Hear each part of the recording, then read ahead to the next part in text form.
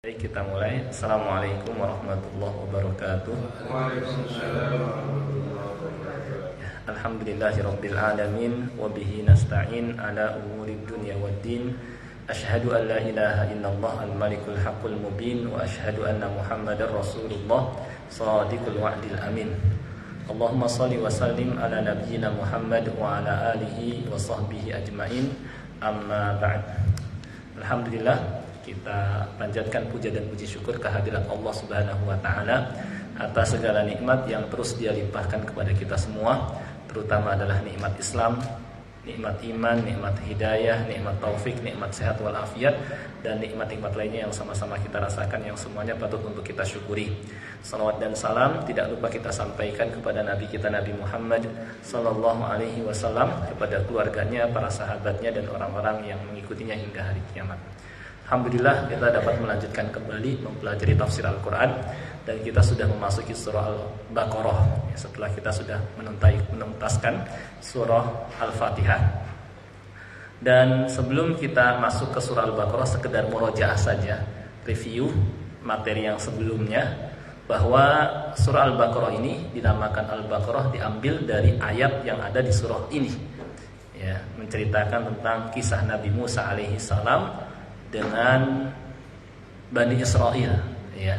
Jadi ketika di antara Bani Israel ada yang membunuh, ya, saudaranya, kemudian mereka saling tuduh menuduh siapa yang membunuh.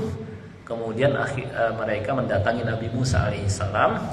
Lalu Nabi Musa alaihissalam menyuruh mereka, ya, setelah mendapatkan wahyu dari Allah Subhanahu wa taala, menyuruh mereka untuk menyembelih seekor sapi betina.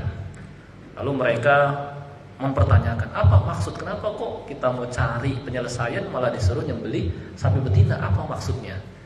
Ya, maka Nabi Musa alaihissalam menyuruh mereka, sudah kerjakan saja perintah itu. Setelah disuruh, mereka minta lagi, coba terangkan kepada kami, sapi betina yang kayak gimana sih? Ya gitu ya. Padahal kalau mereka sembelih sapi betina langsung mudah. Yang penting yang betina mereka sembelih, nanti tinggal diambil bagian dari badannya, kemudian dia pukulkan kepada mayit itu, nanti akan hidup dengan izin Allah. Ya, tapi mereka ya bertanya, terangkan kepada kami hakikatnya seperti apa. Maka setelah diterangkan semakin sulitlah penjelasan itu, yang nggak pernah dipakai buat menggarap sawah, warnanya pun ke kuning-kuningan, tidak terlalu tua, tidak terlalu muda, ditambah terus, akhirnya Bani Israel kesusahan, ya, dan mereka hampir saja tidak memperoleh sapi tersebut. Apalagi ketika memperolehnya pun dijual dengan harga yang sangat mahal, ditambah begitu, ya. Akhirnya karena mereka mengucapkan insya Allah, Allah pun akhirnya mudahkan dan akhirnya mereka bisa. Dan kemudian mereka setelah sembelih, diambillah salah satu bagian dari, wallahu alam, apa mungkin kakinya atau ekornya, atau ada yang mengatakan lidahnya atau apanya, kemudian dipukulkan kepada mayit tersebut.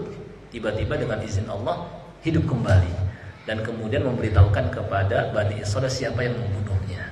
Nah, seperti itu sekilas terkait dengan kisah sapi betina, ya, dimana di situ ada pelajaran bahwa kalau sudah disampaikan oleh Nabi, ya, untuk menyuruh melakukan sesuatu, ya, pasti ada hikmahnya dan kita langsung kerjakan, tidak perlu banyak bertanya. Kemudian juga hikmah lainnya adalah bahwa Allah Subhanahu wa taala mampu menghidupkan orang yang telah mati. Terbukti ada di antara Bani Israel, ya, ketika itu yang telah mati kemudian Allah hidupkan kembali, ya, dan lain-lain. Di surah Al-Baqarah ini, setelah kita sekedar murojaah yang kemarin juga, bahwa kalau kita lihat surah Al-Baqarah secara umum itu ada 3 khalifah pengelola bumi. Ada Nabi Adam alaihissalam, ya, di ayat ke-30 dan seterusnya. Ada Bani Israel masih di juz 1 juga, dan ada Nabi Ibrahim di juz ketiga, ya. Jadi kalau kita lihat surah Al-Baqarah itu memuat kisah Nabi Adam, kisah Bani Israel, dan kisah Nabi Ibrahim. Apa hikmah Allah ceritakan 3 kelompok manusia ini? Hikmahnya adalah Allah ingin menerangkan keadaan manusia dalam menerima perintah Allah Subhanahu wa taala. Ada yang seperti Nabi Adam alaihissalam, Di awal taat, tiba-tiba tergelincir. Tapi kemudian dia bertobat kepada Allah Subhanahu wa taala. Allah pun menerima taubat. Jadilah dia manusia ya mulia, ya, bahkan nabi, ya. Kelompok yang kedua Bani Israel, mereka dapatkan perintah. Cuma mereka seringnya meninggalkan perintah, mengerjakan larangan. Kelompok yang kedua Bani Israel. Ya. Kita disuruh jangan ikuti jejak mereka. Ya. Mereka sering jatuh ke dalam maksiat. Kelompok yang ketiga kisah Nabi Ibrahim alaihissalam, di mana keadaan beliau ketika mendapatkan perintah, beliau sanggup dengan izin Allah melaksanakan semua perintah itu. Dan karenanya Allah jadikan sebagai imam dan teladan bagi umat manusia. Allah berfirman, "Inni ja'iluka linnas imama." Wahai Ibrahim, aku jadikan engkau sebagai imam, pemimpin terhadap manusia. Engkaulah yang patut dijadikan contoh untuk semua manusia. Bahwa seharusnya manusia seperti engkau, terhadap perintah Allah laksanakan. Ya. Nah, kemudian di antara tiga kelompok manusia ini, seakan-akan Allah berfirman, inilah hukum-hukum dan syariatku. Perhatikanlah diri kalian dan bandingkanlah diri kalian dengan tiga khalifah sebelumnya, Adam, Bani Israel, atau Ibrahim. Ya. Apakah kalian seperti Adam yang jatuh ke dalam larangan namun segera bertobat? Ya. Atau seperti Bani Israel yang mengatakan kami dengar tapi kami mendurhakai.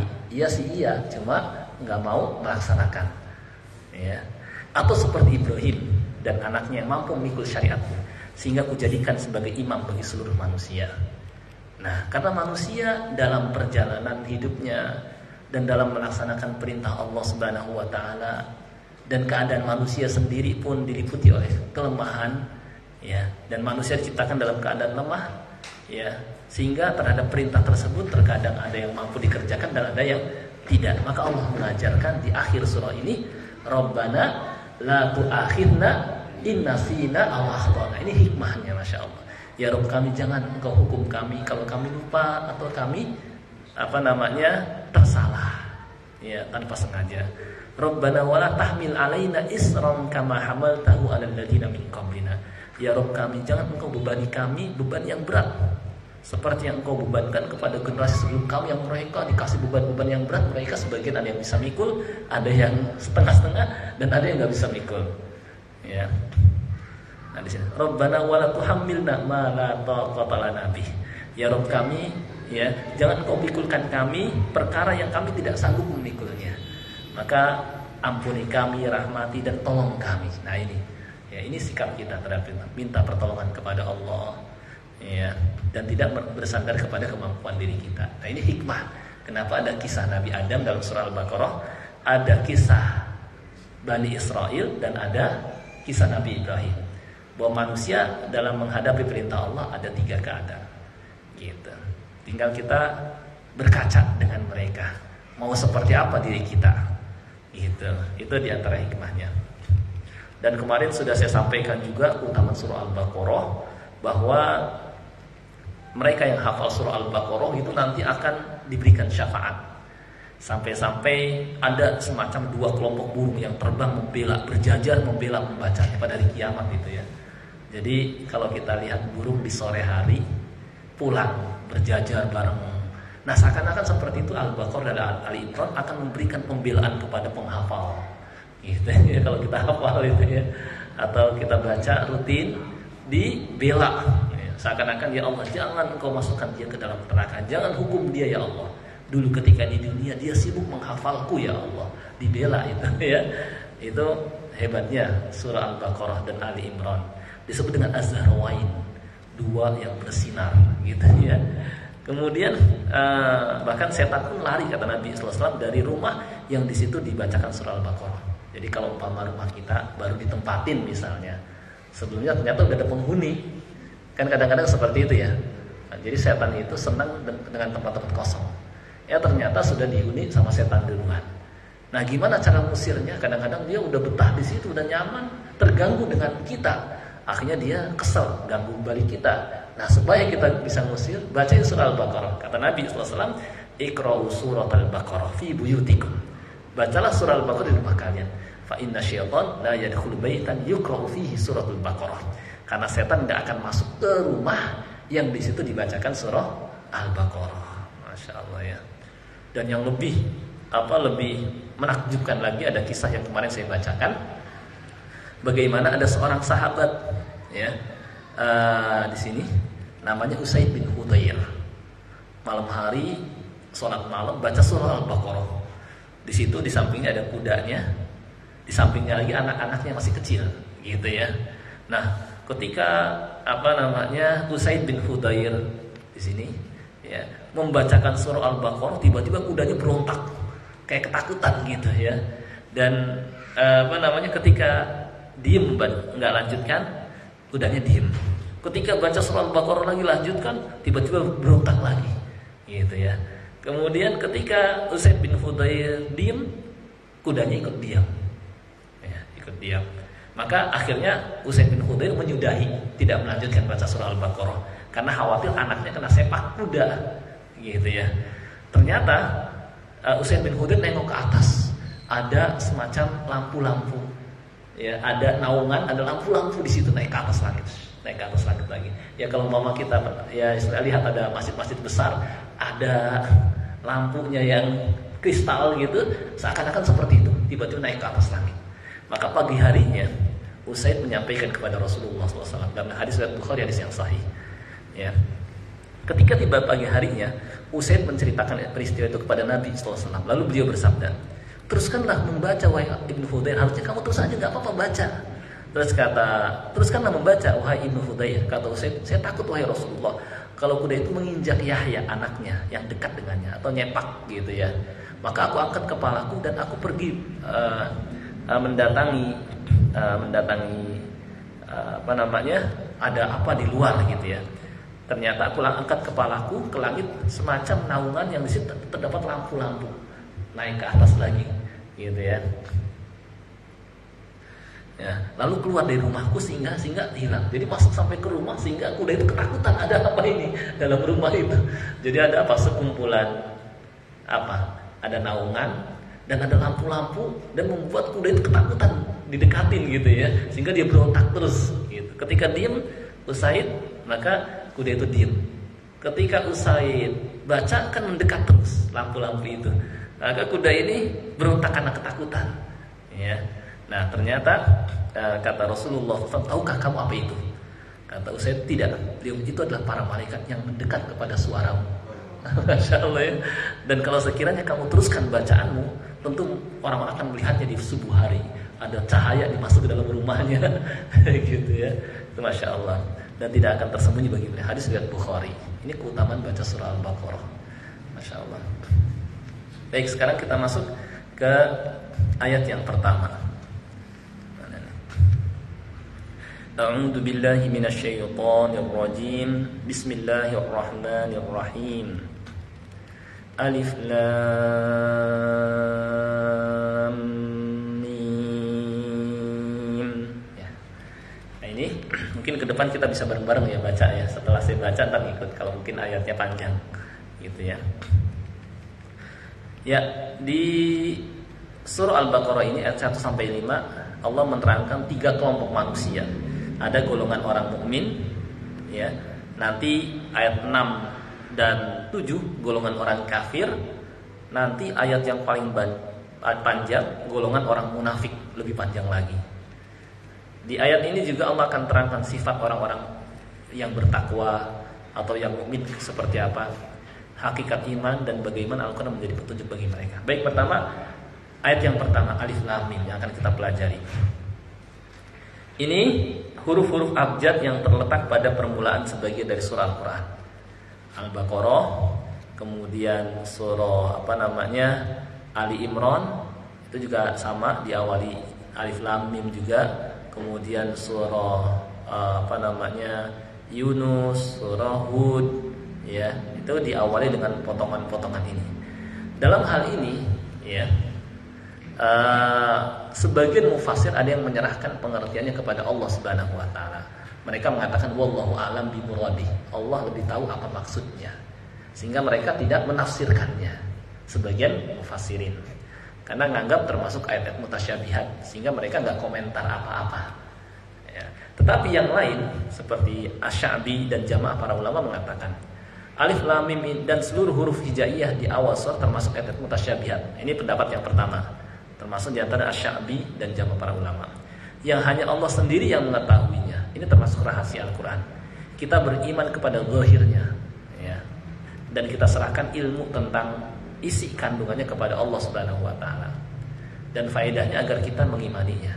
Ini menurut sebagian ulama, mereka menyerahkan apa maksudnya kepada Allah karena hati-hati supaya enggak salah dalam menafsirkan. Abu Bakar sampai berkata, dalam setiap kitab ada rahasia dan rahasia Allah terdapat pada awal-awal surah. Potongan huruf yakni alif lam mim thaha hamim yasin nun qaf dan seterusnya. Ada juga yang menafsirkan bahwa alif lam mim itu ada tafsirnya. Ya, ada yang menjadikannya sebagai nama surah. Misalnya As-Sajdah disebut dengan Hamim As-Sajdah. Ya.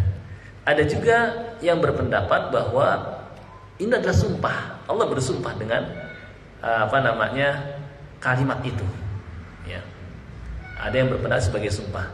Dan ada yang berpendapat bahwa huruf-huruf ini untuk mengisyaratkan bahwa Al-Qur'an diturunkan ya oleh Allah Subhanahu wa taala dalam bahasa Arab, yang mana bahasa Arab tersusun dari huruf-huruf abjad ini. Ya, ketika mereka mengkritik Al-Qur'an ya, bukan bahasa Arab, ini lihat. Ini dari huruf-huruf yang biasa mereka pakai. Ya. Dan seakan-akan di dalamnya terdapat tantangan. Jika mereka tidak percaya bahwa Al-Qur'an diturunkan dari Allah Subhanahu wa taala dan hanya buatan Nabi Muhammad sallallahu alaihi wasallam, maka cobalah mereka buat yang semisal dengan Al-Qur'an. Ya. Ini pendapat yang lain lagi. Jadi untuk mengisyaratkan bahwa Al-Qur'an dari bahasa Arab, atau maksudnya menggunakan bahasa Arab. Ya. Dan ada juga yang berpendapat ya bahwa ini isyarat terhadap huruf-huruf hijaiyah yang Allah mengajarkan kepada bangsa Arab saat dia menantang mereka dengan Al-Qur'an yang tersusun dari huruf-huruf yang biasa mereka gunakan untuk berbicara. Ya. Maksudnya intinya sama, bahwa mengisyaratkan bahwa Al-Qur'an menggunakan bahasa Arab. Terbukti ya diawali dengan huruf-huruf yang biasa mereka gunakan. Ini menurut sebagian ulama. Dan ada lagi, ini yang berpendapat yang lebih menarik lagi, bahwa huruf-huruf abjad ini gunanya adalah untuk menarik perhatian para pendengar agar mereka mau menyimak Al-Qur'an. Kenapa? Karena kaum musyrik ya, mereka sudah anti duluan sama Al-Qur'an. Sudah anti itu maksudnya udah nggak mau dengerin gitu ya. Seakan-akan seperti kaum Nabi Nuh dengan Nabi Nuh alaihissalam itu anti banget. Sampai kalau Nabi Nuh ceramah, berikan nasihat, mereka masukkan jarinya ke dalam telinganya. Nggak cukup sampai situ, kadang-kadang kepalanya pun disembunyikan dengan bajunya, saking antinya. Nah, orang-orang musyrik juga, mereka sebagian ada yang anti karena sudah mendapatkan cerita macam-macam tentang Nabi Muhammad SAW, tentang Al-Qur'an. Jangan dengerin, dia itu begini, sudah anti duluan. Maka ya Allah Subhanahu wa taala menggunakan potongan-potongan huruf ini supaya apa? Yang tadinya anti jadi penasaran gitu. Apa sih? Nah, itu. Ya. Jadi maksud disebutkan potongan-potongan huruf ini adalah yang maknanya belum jelas bagi mereka, membuat mereka penasaran. Kan ketika disebutkan Hamim atau Yasin wal Qur'anil Hakim, ya. Kata Yasin, apa Yasin? Toha, apa nih artinya? Mereka sendiri nggak tahu, sehingga yang tadinya anti jadi penasaran. Nah, ketika sudah ada penasaran, barulah disampaikan ilmu, gitu ya. Toha, misalnya, Ma anzalna 'alaikal Qur'ana litashqa. Ya, Toha, kami tidaklah menurunkan Al-Qur'an kepadamu agar engkau celaka. Tidak demikian, bahkan kami turunkan agar engkau bahagia, gitu ya. Jadi faedah dari disebutkan kalimat-kalimat yang asing apa nih adalah untuk menarik perhatian. Dan ini termasuk metode pendidikan yang istilahnya luar biasa yang ditempuh oleh Al-Qur'an. Iya. Jadi orang jadi apa? kan udah ada orang yang anti. Gimana cara untuk ngadepin orang yang anti ini ya? Udah disebutkan kalimat yang gak jelas dulu aja. Jadi mereka mau tahu, mau dengerin. Nah, itu. Ini sebagian ulama menafsirkan seperti itu. Ya. Dan jadi intinya ada beberapa pendapat ulama. Ya. Pendapat pertama adalah bahwa Allah sebutkan untuk menerangkan bahwa Al-Quran ini berbahasa Arab. Ya, sesuai dengan bahasa mereka, orang-orang Arab ketika itu. Terbukti tersusun dari beberapa huruf yang mana dari huruf itu tersusunlah kata dan kalimat yang mereka biasa gunakan. Ya. Dan karena dari bahasa Arab dalamnya ada tantangan. Coba mereka bisa nggak buat yang semisal dengan Al-Quran? Kan sama dengan bahasa mereka. Yang kedua, ada yang berpendapat itu kita serahkan kepada Allah. Cuma ada hikmah di balik itu. Wallahu a'lam apa hikmahnya. Dan yang ketiga, membuat pengalihan perhatian. Gitu. Yang tadinya anti jadi mau dengerin. Gitu. Kan orang-orang kafir disebutkan dalam Al-Quran, wa qala alladziina kafaru la tasma'u li hadzal Qur'an. Orang-orang kafir berkata, jangan kalian simak Al-Quran ini, saking antinya mereka. Wal gaufi, buat kegaduhan, supaya jangan dengerin. Maka Allah Subhanahu wa taala punya cara yang dengan cara itu orang jadi mau dengerin. Gitu. Nah, disebutlah Hamim, Kaf, Ha Ya Ain Shad. Secara bahasa apa artinya? Barulah nih seperti rahmati rabbika abdahu Zakaria. Akhirnya mereka mau nyimak isinya. Nah, itu diantara metode cara Allah Subhanahu wa taala mengalihkan perhatian manusia. Ada yang berpendapat seperti itu. Ya. Baik, sedikit lagi. Kita mungkin sampai 2 ayat aja cukup. Setelah itu kita diskusi supaya nggak ngantuk ya. Ya. Enaknya kita sekali baca 2 bersama-sama kali ya. Saya baca kemudian kita bareng-bareng bersama-sama gitu ya. Jadi supaya aktif gitu ya. Ya. Saya baca kita 2 ayat aja tuh. Ya, saya bacakan. A'udzu billahi minasy syaithanir rajim. Silakan Pak. A'udzu billahi Bismillahirrahmanirrahim. Bismillahirrahmanirrahim. Ya. Yang ini panjang, 6 harokat. Alif Lam Mim. Alif Lam Mim. Ya. Dzalikal kitabu la raiba fihi hudan lil muttaqin. Dzalikal kitabu la raiba fihi hudan lil muttaqin. Enggak apa-apa sampai 5, setelah itu kita sedapatnya aja baca tafsirnya. Alladzina yu'minuna bil ghaibi wa yuqimuna as-salata wa mimma razaqnahum yunfiqun. Alladzina yu'minuna bil ghaibi wa yuqimuna as-salata wa mimma razaqnahum yunfiqun. والذين يؤمنون بما أنزل إليك وما أنزل من قبلك وبالآخرة هم يوقنون.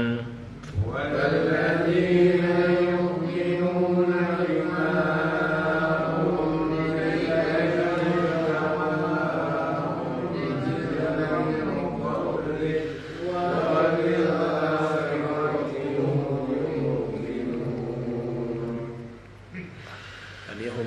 saya tadi kecepatan malah tetap ya.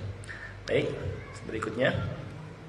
Ulaika ala hudan min rabbihim wa ulaika humul muflihun. Ulaika ala hudan min rabbihim wa ulaika humul muflihun. Ya, baik, sekarang kita kaji tafsirnya. Alif Lam Mim sudah jelas ya maksudnya Pak ya. Nah, Jadi maksud yang pertama alif lam mim bisa sebagai tantangan. Ini dari bahasa Arab, sama-sama dari bahasa Arab. Coba buat yang semisal dengan Al-Quran. Ada yang menafsirkan itu udah urusan Allah, wallahu a'lam, tapi ada hikmahnya. Dan ada yang ketiga itu supaya pengalihan perhatian. Yang tadinya anti jadi mau dengerin dan penasaran. Itu tafsir yang ketiga. Baik, sekarang ayat yang kedua. Kita mungkin sampai ayat yang kedua aja. Dzalikal kitabu la raiba fi. Kitab itu atau kitab ini, ya, tidak ada keraguan di dalamnya. Ya. Hudan lil muttaqin, petunjuk bagi orang-orang yang bertakwa. Kitab ini, ya, 15 kita lihat di sini, yakni yang dimaksud adalah Al-Quran, yang mana nama lainnya adalah Alkitab. Alkitab, arti Alkitab adalah yang ditulis, di mana di sini ada isyarat bahwa Al-Quran diperintahkan untuk ditulis. Sejak zaman Nabi SAW Al-Quran sudah dicatat. Ya, ketika wahyu turun, kemudian Nabi SAW menyuruh sebagian sahabat untuk mencatat yang bisa nulis, seperti Zaid bin Thabit atau sahabat yang lain. Kemudian setelah mereka tulis, mereka bacakan kepada Nabi SAW, kemudian dia koreksi kalau ada yang mungkin kurang atau perlu diperbaiki. Kalau misalnya catatan mereka ada yang terlewat, maka setelah betul barulah disampaikan kepada sahabat yang lain. Ya, ini dalil perintah dituliskan Al-Quran. Kemudian la raiba fi, tidak ada keraguan padanya. Ya, yakni tidak ada keraguan bahwa itu betul-betul dari sisi Allah Subhanahu wa taala. Ya, betul-betul dari sisi Allah, bukan dari selain Allah. Ya. Sehingga karena betul-betul dari sisi Allah, ya, dan banyak buktinya, ya, tidak benar masih meragukan lagi.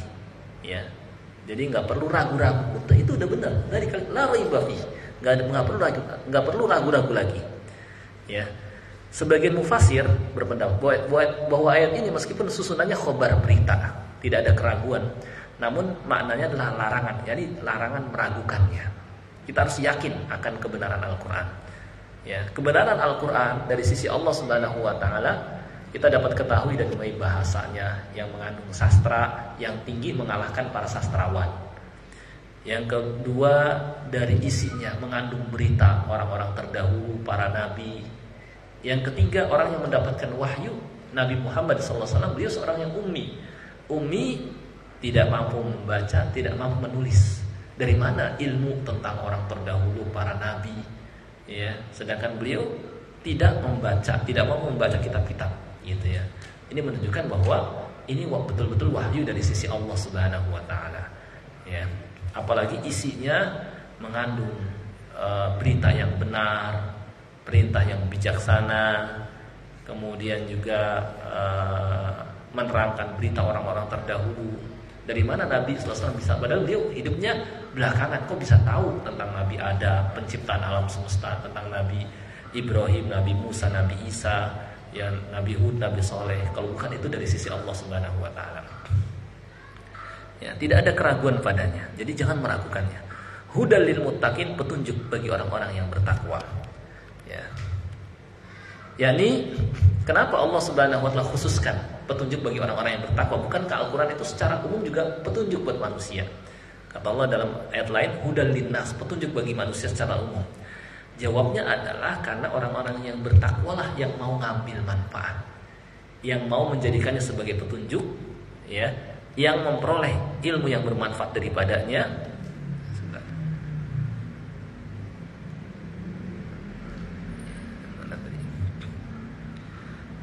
Yang mana mereka lah yang mau mengamalkan, ya.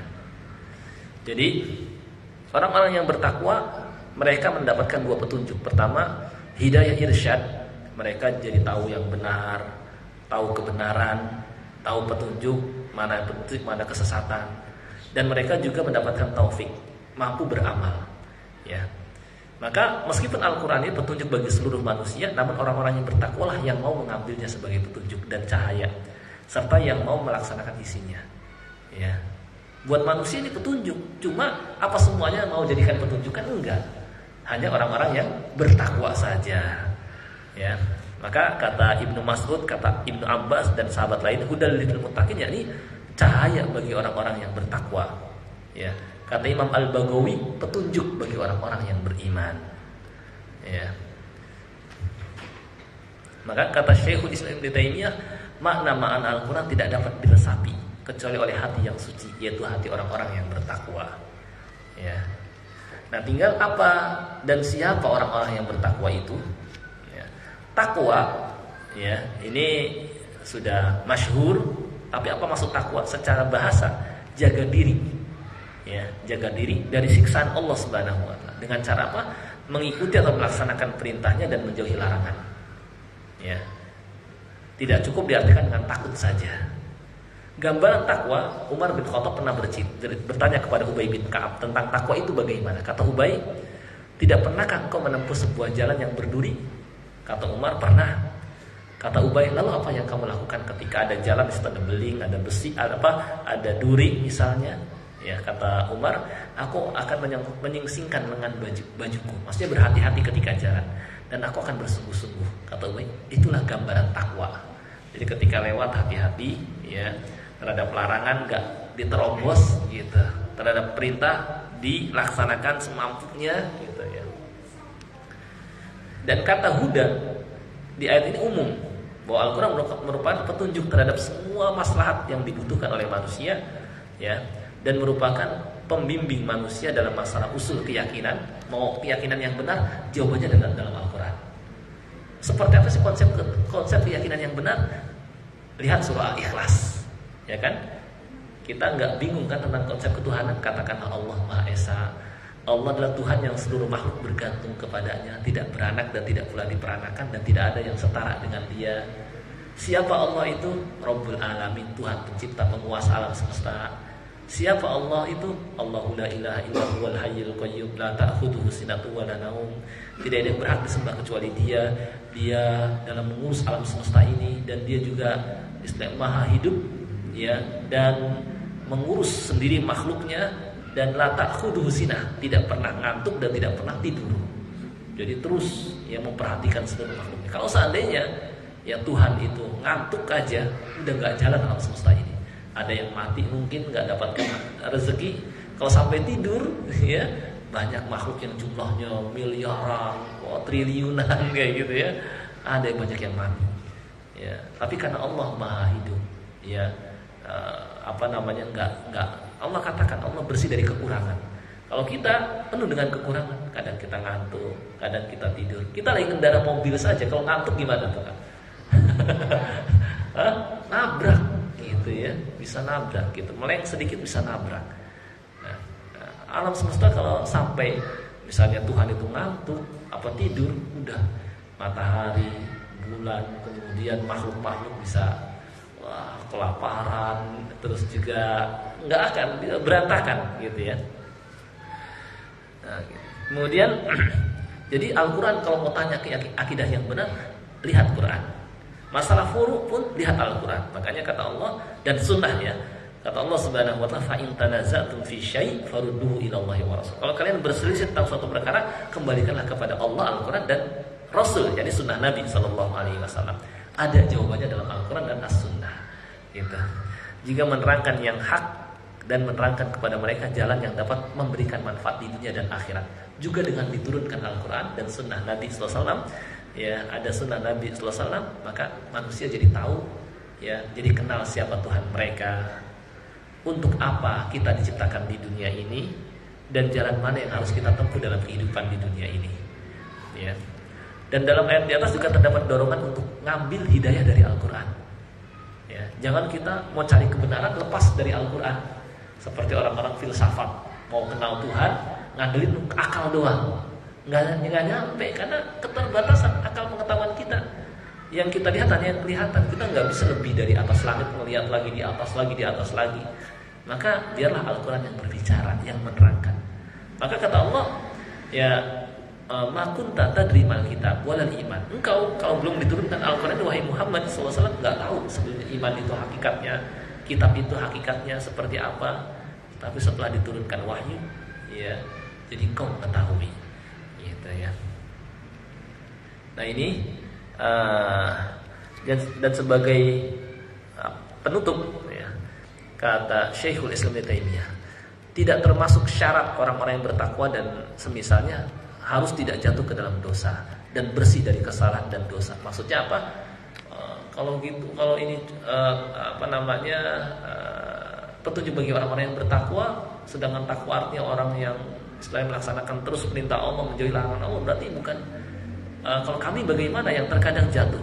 Kata ulama, tidak termasuk syarat. Kalau kita terkadang jatuh, ya manusia, nggak ada yang lepas dari dosa dan maksiat. Tapi segera kita kembali taubat dan jangan diteruskan, gitu ya. Karena jika syaratnya demikian, maka tidak ada di tengah umat ini seorang yang bertakwa. Bahkan orang yang bertaubat dari dosanya juga masuk ke dalam orang yang bertakwa. Dan orang yang melakukan perbuatan yang menghapuskan kesalahan juga termasuk orang yang bertakwa. Sebagaimana firman Allah Ta'ala, tajtanibu kaba'ira ma tunhauna anhu nukaffir ankum sayyi'atikum wa nudkhilukum mudkhalan karima. Jika kamu menjauhi dosa-dosa besar di antara dosa yang dilarang kamu mengerjakannya, niscaya kami akan hapuskan kesalahan-kesalahan kamu dan kami akan masukkan kamu ke dalam tempat yang mulia. Maksudnya tidak menjadi syarat bahwa orang dikatakan takwa itu harus bersih dari dosa. Karena kalau seperti itu nggak ada orang yang bertakwa, hanya para nabi saja. Ya, maka yang penting adalah ketika kita jatuh ke dalam dosa, segera taubat, segera kembali dan berusaha terus melaksanakan perintah Allah dan menjauhi larangannya. Maka insya Allah kita tergolong ke dalam orang-orang yang bertakwa dan menjauhi dosa-dosa besar. Seperti itu.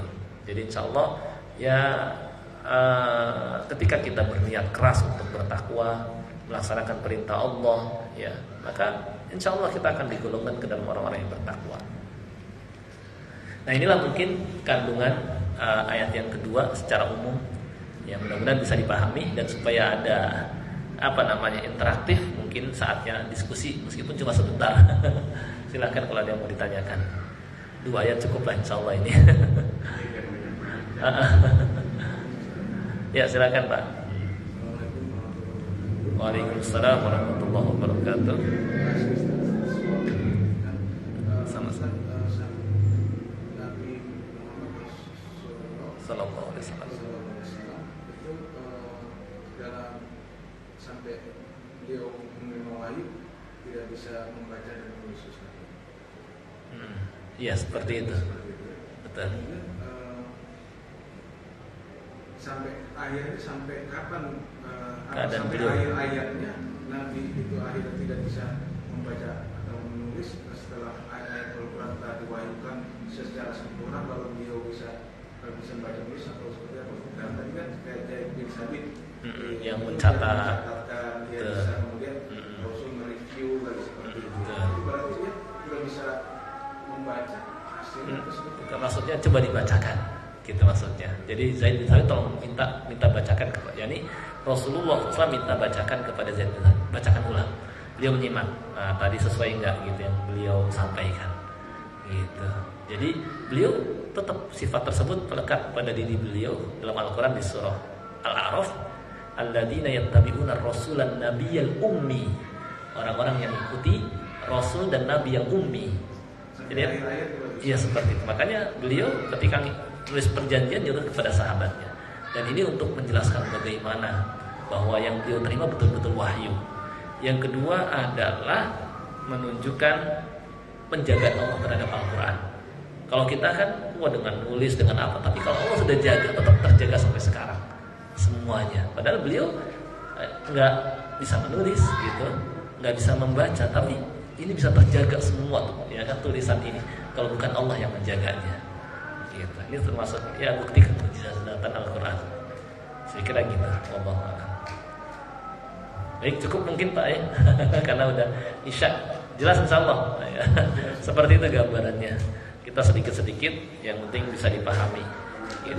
Sampai ayat-ayat misalnya. Iya, seperti itu. Kalau ada perintah Allah setelah itu untuk belajar membaca hadis tidak ya. Ya, ini untuk membuktikan ke tengah-tengah manusia. Lihat, dari mana ilmu ini kalau bukan dari sisi Allah. Ya, makanya ketika nulis surat ke raja-raja, dia nyuruh sahabatnya nulis gitu. Gitu. Saya kira seperti itu, wallahu a'lam. Baik, mungkin sampai di sini yang bisa kita pelajari, mudah-mudahan bermanfaat. Kurang lebihnya mohon maaf, kita tutup dengan doa kafaratul majlis. Subhanakallahumma bihamdika asyhadu an la ilaha illa anta astaghfiruka wa atubu ilaik. Assalamualaikum warahmatullahi wabarakatuh. Waalaikumsalam warahmatullahi wabarakatuh. Ya.